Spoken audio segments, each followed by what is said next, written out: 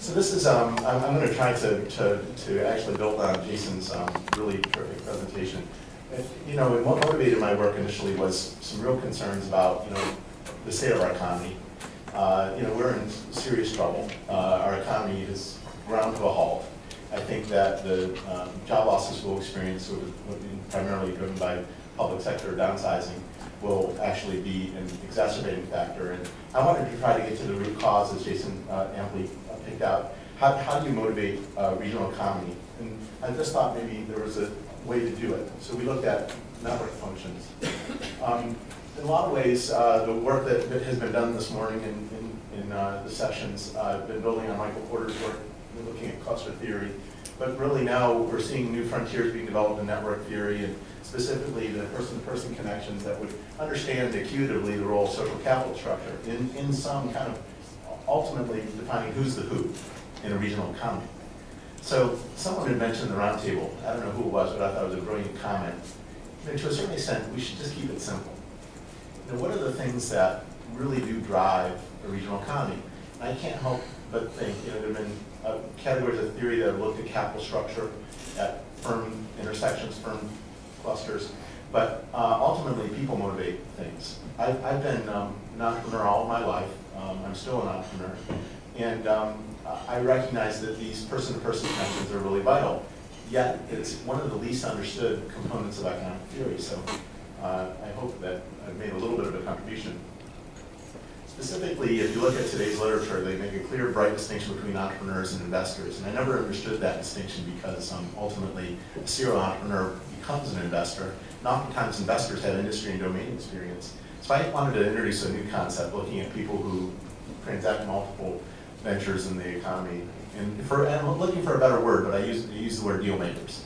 These are individuals that do multiple deals, and they have three functions. They broker resources, they shape networks, and they syndicate and interconnect. These are folks that fly together, and oftentimes they group, and they ultimately, because of trust, play a substantial role in motivating the local economies. And they aren't necessarily just the venture capital story.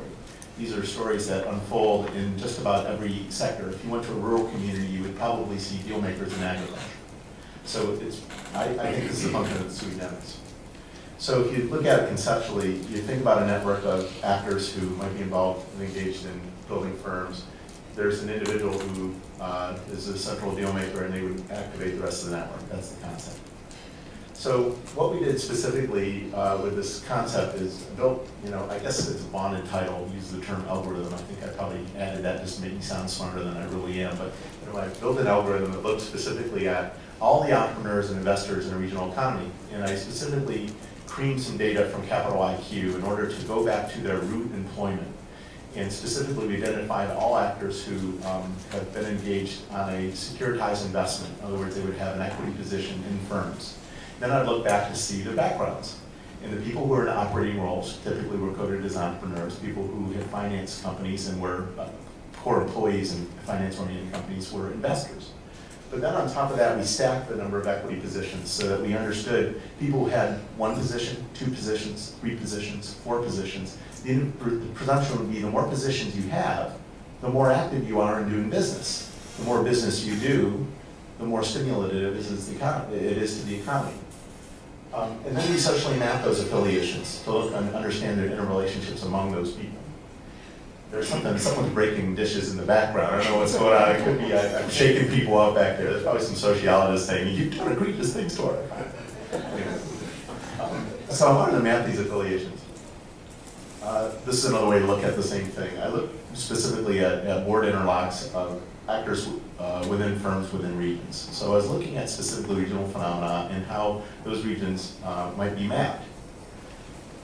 I looked at a number of regions that really were born out of the best economic theory of the 80s. These were ultimately a set of theories that thought if we were to agglomerate all of our technology capacity or innovation capacity in certain regions, it would have spillover effect and create a lot of new firms.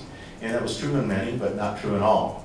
And these were the 12 regions where you'd have more of a high-tech concentration, starting with Boston being the largest, most populous, to Austin being the least populous.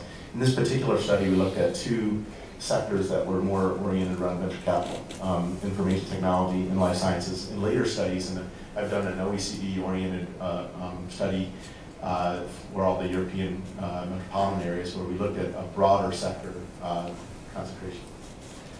Well, you can't read this, but let me tell you what it says.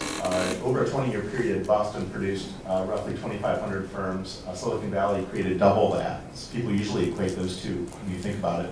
And then all the other 10 regions created less than 1,000 firms. Some, including my own region, Research Triangle Park, only created 318 firms during that period. So there's a lot of variation. How do we understand that variation? Here's one of the slides I'm going to skip. I'm going to skip this one. Okay. One thing that I did look at, though, was there were more concurrent ties in certain regions. What this was just an exploratory piece of analysis I did.